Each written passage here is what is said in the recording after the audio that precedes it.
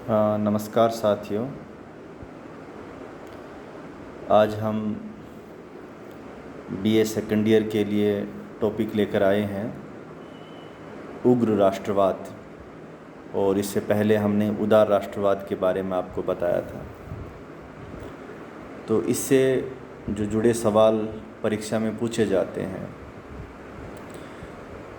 वो बड़ा सवाल आता है, तब इस रूप में आता है कि उग्र राष्ट्रवाद क्या है और उग्र राष्ट्रवाद की विशेषताएं बताइए या लक्षण बताइए या मान्यताएं बताइए। दूसरा, उग्र राष्ट्रवाद और जो उदार राष्ट्रवाद है उसमें बुनियादी अंतर क्या है, इसको लेकर भी सवाल परीक्षाओं में पूछे जाते हैं। छोटे सवालों में जो इसके उग्र राष्ट्रवाद के विचार को मानने वाले नेता कौन कौन थे, या उग्र राष्ट्रवाद का दौर किसका जो कालखंड क्या है, वो कब से कब तक का दौर भारतीय राष्ट्रीय आंदोलन में उग्र राष्ट्रवाद के नाम से जाना जाता है, या इस दौरान इस कालखंड में घटी घटनाओं के बारे में पूछा जा सकता है, जैसे स्वदेशी आंदोलन है, बंगाल विभाजन है, और भी जो लॉर्ड कर्जन का जो दौर रहा है, 1911 में दिल्ली दरबार था जॉर्ज पंचम का, उससे संबंधित होम रूल लीग आंदोलन है। तो ये सब छोटे सवाल भी इसमें पूछे जा सकते हैं। तो सबसे पहले हम बात करते हैं कि उग्र राष्ट्रवाद है क्या। तो हम बताएंगे कि उग्र राष्ट्रवाद राष्ट्रीय आंदोलन का एक दौर था जिसमें इस बात पर बल दिया गया कि हमें पूर्ण स्वतंत्रता चाहिए और अंग्रेज़ों को भारत से जाने में ही भारत का हित है। दूसरी ओर हम जो अपनी प्रेरणा है वो अपनी ही गौरवशाली संस्कृति से लेंगे। पश्चिम की संस्कृति सभ्य नहीं है, बल्कि हमारा अपना गौरवशाली इतिहास है, वो हमें बेहतर सिखाएगा। उसी से हमें प्रेरणा लेनी चाहिए। तो उग्र राष्ट्रवाद में ये कहा गया कि तो हमें पूर्ण स्वतंत्रता चाहिए और पूर्ण स्वतंत्रता के लिए हमें अंग्रेज़ों को यहाँ से हटाना होगा, और इसके लिए हम राजनीतिक भिक्षावृत्ति या कोई एप्लीकेशन या ज्ञापन नहीं देंगे, बल्कि हम जन आंदोलन करेंगे, सड़कों पर उतरेंगे। और उतरे भी, विरोध किया, हर एंगल से किया, चाहे वो अखबार पत्र पत्रिकाओं के माध्यम से किया हो या स्वदेशी आंदोलन जैसे होम रूल लीग आंदोलन, ऐसे बड़े आंदोलन आए। तो ये एक बेसिक अंतर था जो उग्र राष्ट्रवाद और उदार राष्ट्रवाद का, कि उदार राष्ट्रवादी पूर्ण स्वतंत्रता की बात नहीं करते थे, वो स्वशासन की बात करते थे कि अंग्रेज़ रहें लेकिन अंग्रेज़ अपने ही शासन के भीतर लोगों को अधिकार दें, और वो अंग्रेज़ों को बनाए रखना चाहते। लेकिन उग्र राष्ट्रवादियों ने माना कि अंग्रेज़ भारत के हित में है ही नहीं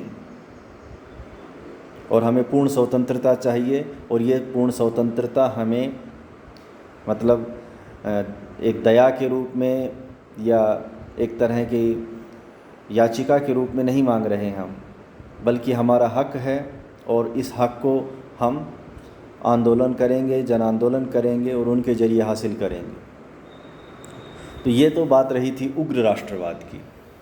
अब जो सवाल उठता है कि उग्र राष्ट्रवाद की जो मान्यताएं हैं वो क्या है। तो सबसे पहली जो मान्यता है, जो हमने इसके परिचय में भी इसका जिक्र किया है, कि उग्र राष्ट्रवाद पूर्ण स्वतंत्रता में यकीन करता है। और इसके जो मान्यताकार हैं वो लोकमान्य बाल गंगाधर तिलक हैं। हाँ, इस पे हम बात करने से पहले एक बार ये बताते हैं कि ये उग्र राष्ट्रवाद का दौर आया क्यों ऐसी कौन सी परिस्थितियां थी कि जहां उदार राष्ट्रवाद को पीछे जाना पड़ा और उग्र राष्ट्रवाद को आना पड़ा। वो बड़ी वजह रही कि ब्रिटिश शासन का एक ऐसा दौर था जिसमें अनुत्तरदायी व्यवहार रहा। जैसे 1897-98 में भयंकर भीषण अकाल पड़ा, और वो एक दौर भी था जिसमें 25 वर्षों में 18 बार अकाल पड़ा, और उस आपदा से निपटने में ब्रिटिश सरकार ने कोई ख़ास रुचि नहीं दिखाई। रुचि दिखाना तो दूर, वो भव्य आयोजन कर रहे थे, दिल्ली दरबार सजा रहे थे। इसी दौरान प्लेग आया, जो महाराष्ट्र में, जो आज का उस समय का बम्बई प्रांत था, तो उसमें भी बहुत सी जानें चली गई। तो इन सब ऐसी कुछ घटनाएं घटी। 1892 का भारत परिषद अधिनियम था, उसमें कोई मतलब जन अपेक्षा के अनुरूप कोई सुधार नहीं था। तो ये कुछ बड़े कारण थे।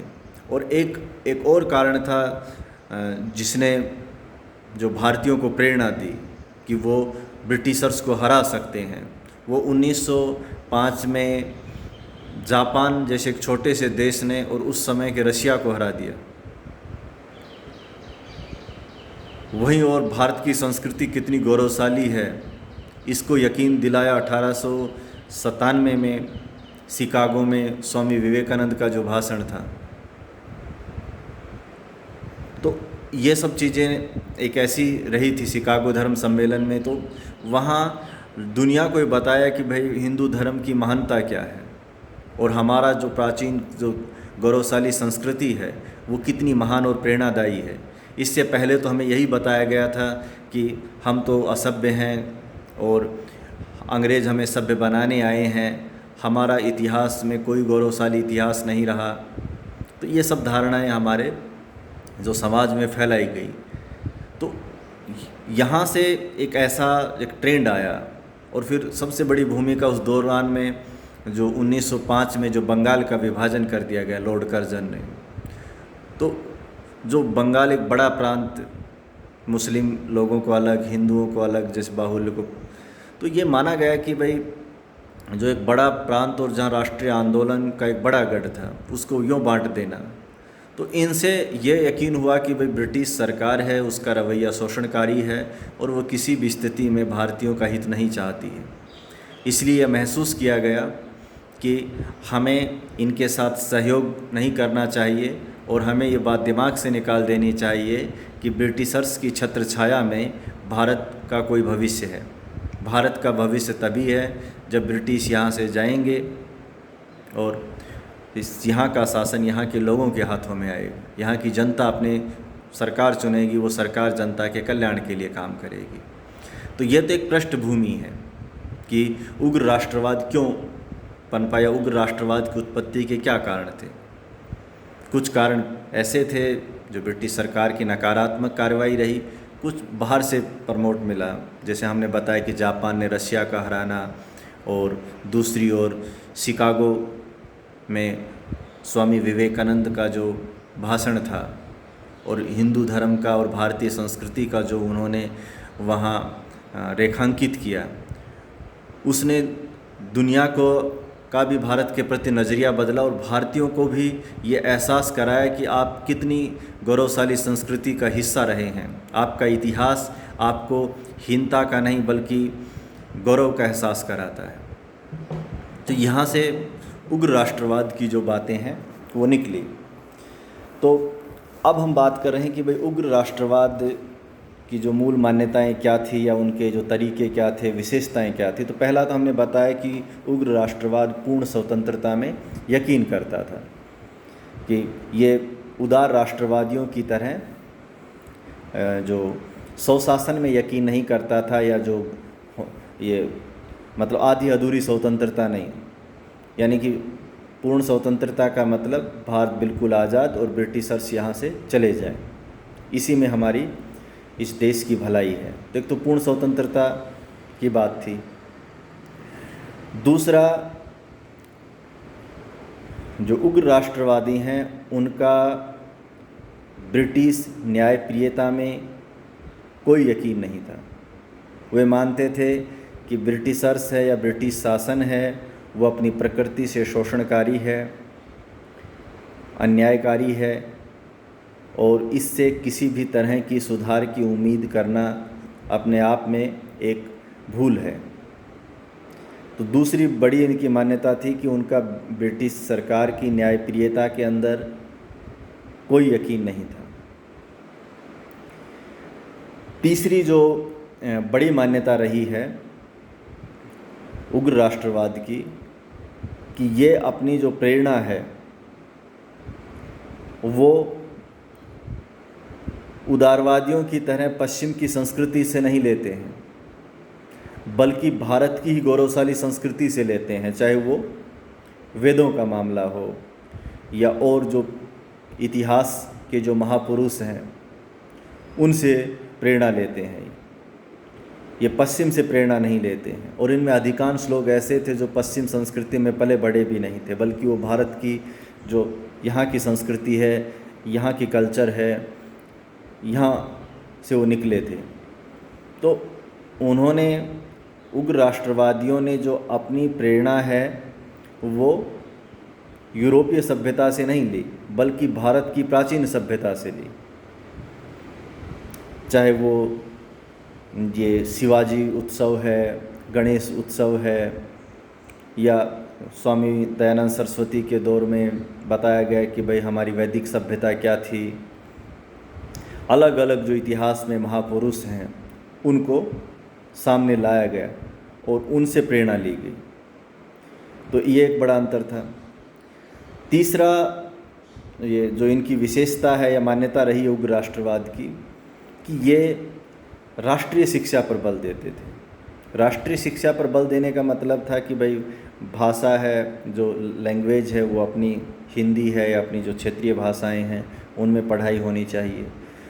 दूसरा, उसमें जो पाठ्यक्रम है उसमें हम अपनी जो प्राचीन इतिहास और संस्कृति है उससे बच्चों को अवगत कराएं, तो उसको प्रमोट किया जाना चाहिए, ताकि हमें अपने एक जो राष्ट्रवाद की भावना है वो उत्पन्न हो।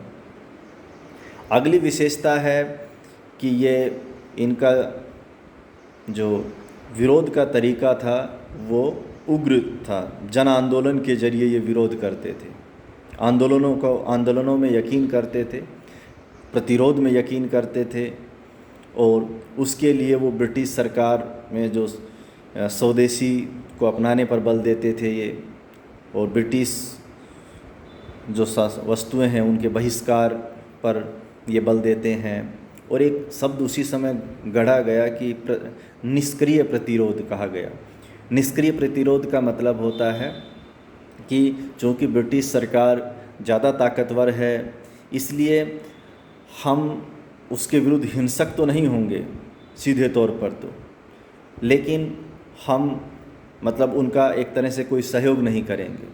जब हम सहयोग नहीं करेंगे तो अपने आप हट जाएगी। निष्क्रिय प्रतिरोध और असहयोग जो गांधी ने चलाया उसमें बेसिक अंतर है।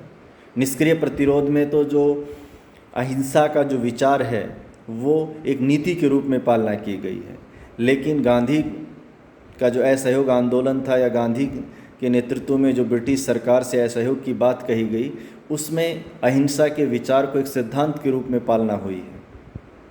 तो ये एक बुनियादी अंतर है जो हम आगे गांधी युग में आएंगे तब आपको और भी गहराई से बताएंगे। तो ये एक बेसिक बात रही है कि भाई यहाँ जो मतलब निष्क्रिय प्रतिरोध पर बल दिया गया। तो एक जन आंदोलन का रास्ता अपनाया गया जिसमें बहिष्कार करना है ब्रिटिश सामान का, सेवाओं का, स्वदेशियों को अपनाना है, सरकार के विरुद्ध जन आंदोलन करने हैं और राष्ट्रीय शिक्षा को प्रोत्साहन देना है। तो ये उग्र राष्ट्रवाद की जो विशेषताएं रही हैं बेसिक रूप से। अब उग्र राष्ट्रवाद और उदार राष्ट्रवाद का जो अंतर है, वैसे तो हमने अभी आपसे बात की है तब भी हमने बता दिया है, लेकिन फिर भी हम एक मोटी बात आपको 2-3 बिंदु में बता देते हैं। सबसे पहला जो अंतर है कि उदार राष्ट्रवादी स्वशासन में यकीन करते थे, उग्र राष्ट्रवादी हैं वो पूर्ण स्वतंत्रता में यकीन करते हैं। दूसरा, उदार राष्ट्रवादी जो पश्चिमी संस्कृति को पसंद करते थे और उनके मूल्यों को भारतीय समाज और देश में लागू करना चाहते थे। लेकिन उग्र राष्ट्रवादियों की नज़र में जो भारत की प्राचीन संस्कृति के जो मूल्य हैं वो ज़्यादा कारगर हैं, सफल हैं और एक सभ्य समाज के निर्माण में सहायक हैं। इसलिए ये चाहते थे कि जो भारत की संस्कृति का ही पुनरुत्थान हो, जो बीच में अंधकार में चली गई थी उसको वापस उसके वैभव तक पहुंचाया जाए। तीसरा जो इनका बड़ा अंतर रहा है उदार राष्ट्रवादी और उग्र राष्ट्रवादियों में, कि उदार राष्ट्रवादी ब्रिटिश सरकार को भारत के हित में मानते थे, उग्र राष्ट्रवादी भारत के अहित में मानते हैं, ब्रिटिश शासन को मानते थे। एक अंतर ये है। तीसरा जो चौथा अंतर है वो साधन को लेकर है। उदार राष्ट्रवादी का जो साधन है वो संवैधानिक तरीक़ों से, जैसे हमने बताया कि प्रतिनिधिमंडल भेजना, कोई मांग मनवानी है उसके लिए, या फिर प्रार्थना पत्र देना, या फिर रिक्वेस्ट करना, जिसे उग्र राष्ट्रवादियों ने राजनीतिक भिक्षावृत्ति नाम दिया था। तो वो बदलाव का इस रास्ते को अपनाते थे, संवैधानिक रास्ते को, अहिंसक रास्ते को, शांतिपूर्ण रास्ते को अपनाते थे। जबकि उग्र राष्ट्रवादी हैं वो निष्क्रिय प्रतिरोध और जन आंदोलन के जरिए अपनी मांगों को पूरा करवाना चाहते थे। तो ये इनका बेसिक अंतर है। और उग्र राष्ट्रवाद के जो प्रमुख विचारक हैं वो तो लाला लाजपत राय हैं, विपिन चंद्र पाल, बाल गंगाधर तिलक, लाल बाल पाल प्रमुख रहे हैं।